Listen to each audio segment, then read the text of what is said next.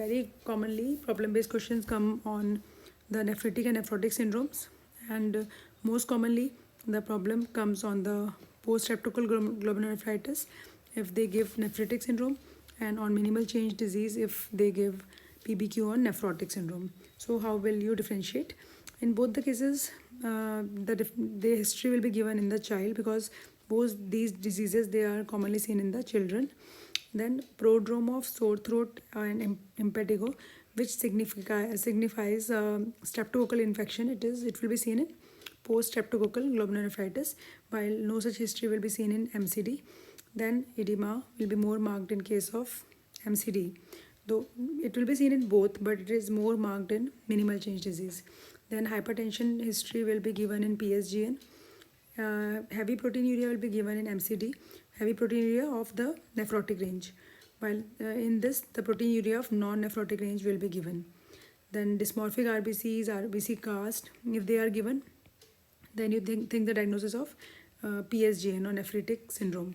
While if hyperlipidemia or fat cast or oval fat bodies it is given, then you will think on lines of nephrotic syndrome.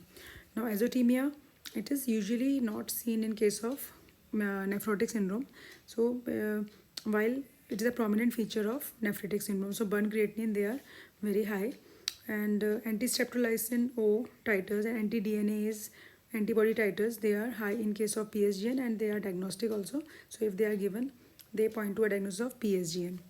Then regarding the microscopic features, if we do a renal biopsy in light microscopy, in minimal change disease we don't see any changes. That's why it is also called nil deposit disease and minimal change disease. In immunofluorescence also no deposits will be seen in case of minimal change disease. The changes are only seen in electron microscopy, where the podocyte food processes they show the effacement in case of minimal change disease. While if we see PSGN, the changes are seen in all light microscopy, immunofluorescence and electron microscopy.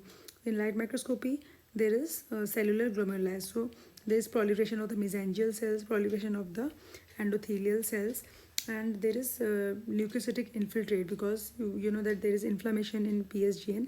So leukocytes, mainly the neutrophils, monocytes, they will be seen. Immunofluorescence will show these lumpy bumpy deposits of the immune complex deposits, and that will give us starry sky appearance.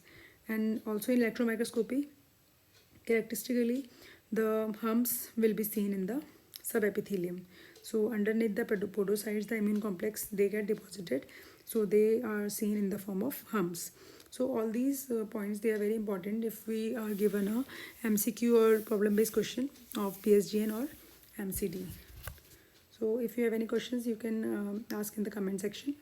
So thank you very much.